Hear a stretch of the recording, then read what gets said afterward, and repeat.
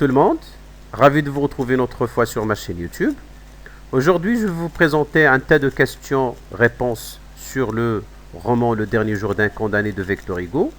Alors, comme vous voyez, avant de passer bien sûr à cela, quand vous voyez à droite de l'image, on a Charles X, à gauche, Victor Hugo, bien sûr, le grand écrivain. Alors, bien sûr, il pense au condamné, quand vous voyez, il pense au condamné à mort. La question de Charles X, c'est la suivante. Qu'est-ce qu'il y a, Victor? Pourquoi vous êtes inquiet? Alors la réponse de Victor Hugo: Sa Majesté Charles X, vous savez, je pense au condamné à mort. Voilà, c'est, si vous voulez, un petit résumé du roman de Victor Hugo, Le dernier jour d'un condamné. Alors tout de suite, on passe aux questions. Alors, combien de temps s'écoule entre le verdict, c'est-à-dire la condamnation à mort, et le jour de l'exécution? Oui. Très bien. 6 semaines. On passe à la deuxième question. Expliquez la phrase. Les égards d'un guichetier sont l'échafaud. Ça veut dire les égards d'un guichetier sont l'échafaud. Ça veut dire oui, très bien. Ça veut dire que les gardiens de prison ont pitié d'un condamné à mort et se comportent aimable avec lui. Il essaye de satisfaire bien sûr ses dernières volontés autant que possible, ce qui n'est pas le cas avec les autres prisonniers. Très bien. On passe maintenant à la question numéro 3.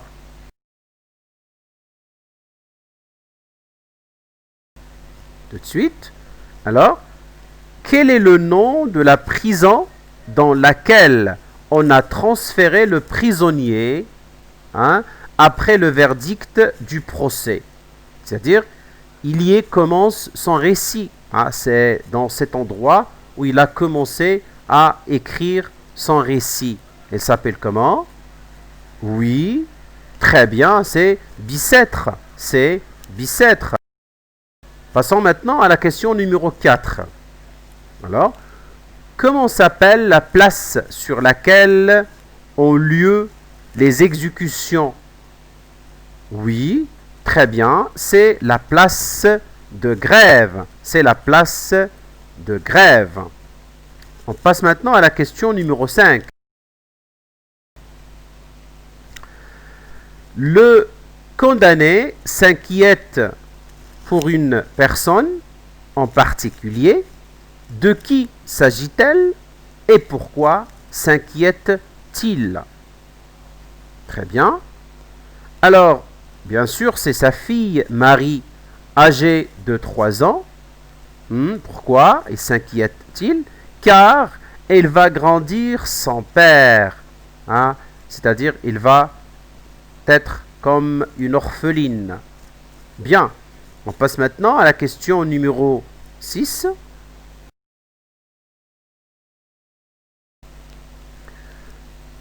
Qui chante la chanson en argot que le narrateur entend quand il est à l'infirmerie? Quel effet cela produit-il sur le condamné?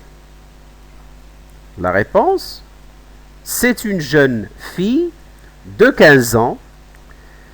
Alors c'est-à-dire le condamné, ou bien le narrateur, il est fasciné et horrifié par les paroles de la chanson qui décrivent une situation qui n'est autre que la sienne.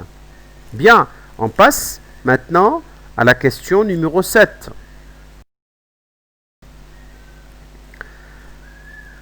Quel odieux spectacle a lieu dans la cour carrée de la prison? La réponse: alors, les forçats qui partent pour le bagne à Toulon sont ferrés. On leur met des colliers de fer et des chaînes aux pieds. Une glaciale pluie de tonnes ajoute à l'horreur du spectacle. Très bien, on passe maintenant à la question numéro 8.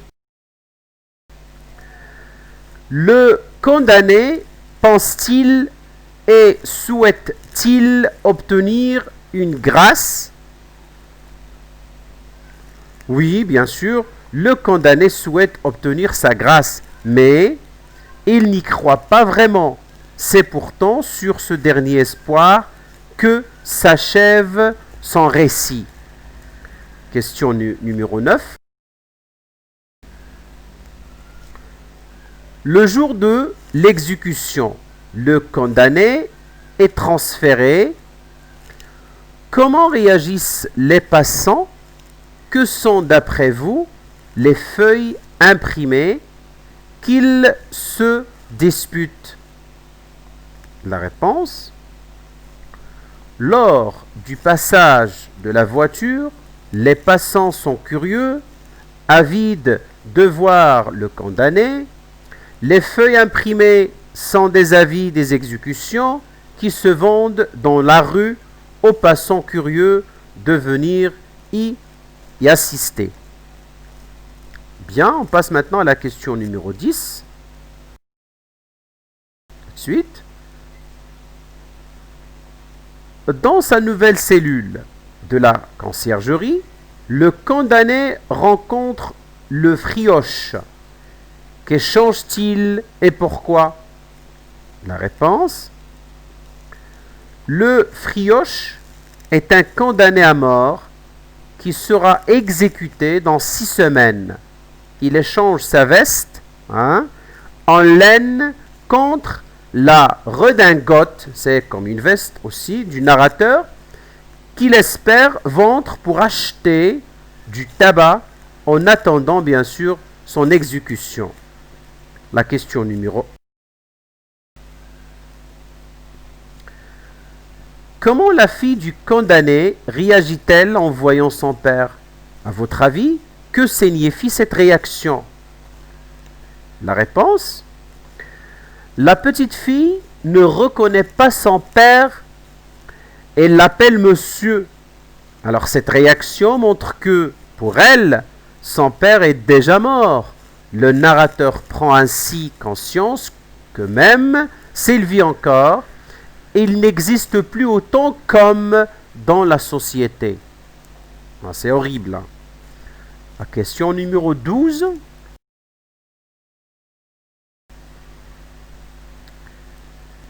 À quoi le condamné fait-il allusion lorsqu'il écrit: l'image que j'y attache à ce mot hideux est vague, indéterminé et de temps plus sinistre. Chaque syllabe est comme une pièce de la machine. J'en construis et j'en démolis sans cesse dans mon esprit la monstrueuse charpente. Voilà, c'est bien sûr, c'est la guillotine, l'allusion. Ce passage fait bien sûr allusion à la guillotine. Voici l'image bien sûr de la guillotine. On passe à la question numéro 13. Alors, expliquez les paroles suivantes. J'avais plus de remords avant ma condamnation. Depuis, il me semble qu'il n'y ait plus de place pour que des pensées de mort. Pourtant, je voudrais bien me repentir beaucoup.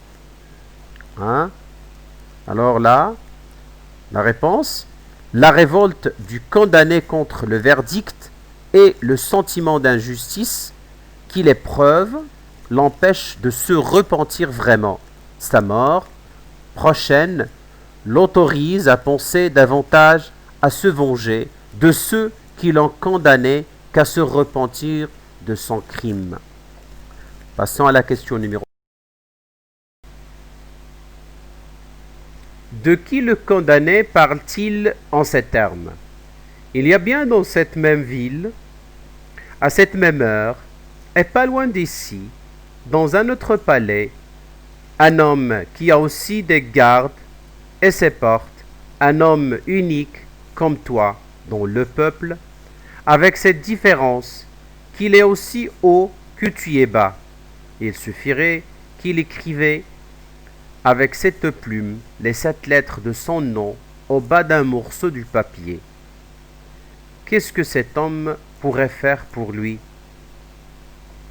Alors la réponse, alors dans ce passage, le narrateur parle bien sûr du roi Charles X qui pourrait lui accorder sa grâce.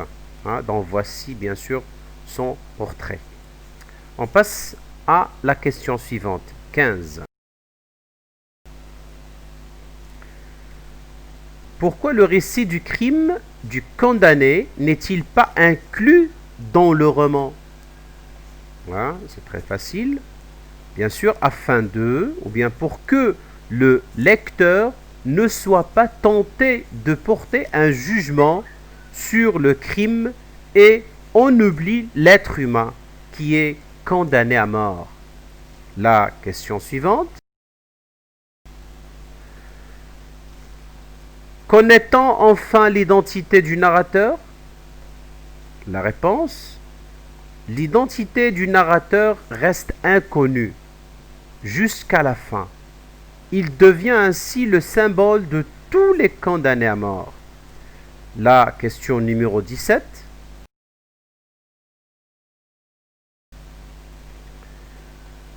Comment s'achève le roman? Quel est l'effet produit sur le lecteur? La réponse. Le roman s'achève par l'heure écrite en majuscules et en gras caractères. Cela met le lecteur face à l'angoisse du prisonnier et laisse son imagination récapituler toutes les souffrances endurées pour en arriver là inéluctablement. Imaginer l'exécution est plus émouvant et angoissant que d'en lire le compte-rendu. Le lecteur se met dans la peau du condamné, cela le pousse à réfléchir à la question de la peine de mort. On passe maintenant à la question numéro 18.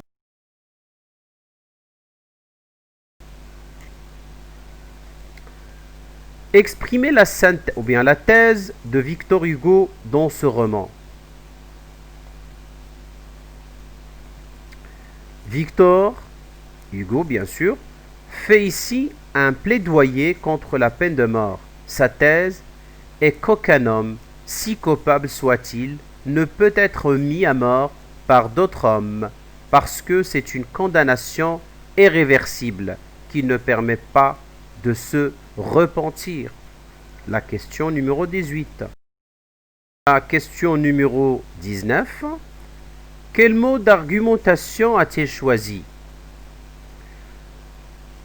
Alors Victor Hugo utilise la persuasion, il fait appel aux sentiments et aux émotions du lecteur pour l'obliger à juger de la question en être humain, sensible et non en théoricien, impitoyable. La question, ou bien la dernière question. Pourquoi l'auteur a-t-il choisi d'écrire son récit à la première personne? La réponse. L'utilisation de la première personne oblige le lecteur à recevoir la confession du prisonnier. Cela crée une intimité avec le lecteur qui ne peut échapper à ses émotions. Voilà, merci pour votre attention. Merci pour les anciens abonnés. Je vous propose les nouveaux de s'abonner, de mettre un j'aime pour tout le monde, bien sûr, si vous aimez bien sûr la vidéo, et de cliquer sur la cloche pour avoir de la nouveauté.